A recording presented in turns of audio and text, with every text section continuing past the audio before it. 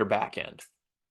You are free to also, everyone's free to come to this website. It's, I'll give you the link in the YouTube video.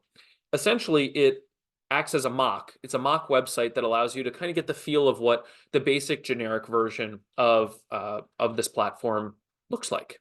So let's go over to our Word document and get the administrator login credentials. tadmin. Okay, so it's tadmin and the password's 4 zeros. Okay. So test admin. Password 1, 2, 3, 4 zeros. Click login.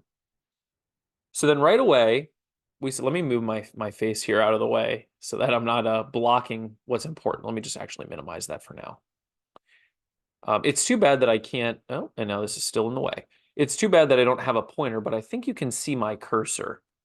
This is one of our traditional splash pages because it provides management with the ability to see where certain purchase orders are, where they are not, and how to best optimize resources to effectively bring contracts to a close.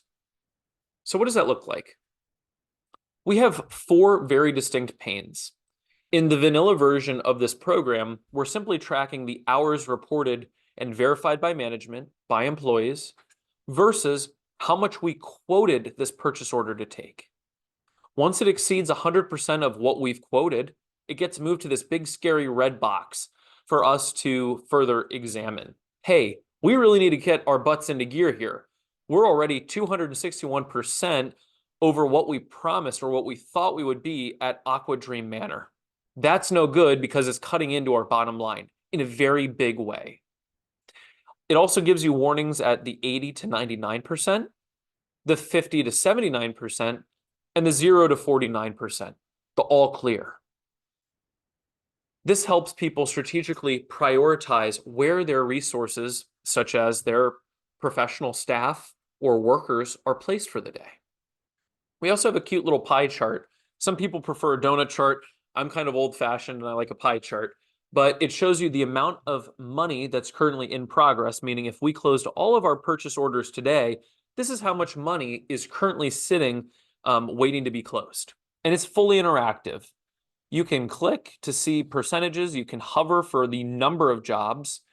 And if you're making a presentation to somebody else, you can right-click, copy image, go over to the Word document or a PowerPoint and paste it in. That's especially powerful if you are, say, middle management making executive level reports for those at the very top of the organization. Obviously, I highlighted the 0 to 49 because I was interested in expressing that test statistic to, that statistic to higher management. But you can highlight over others, or you don't need to highlight at all. But the point is, you have visuals on demand.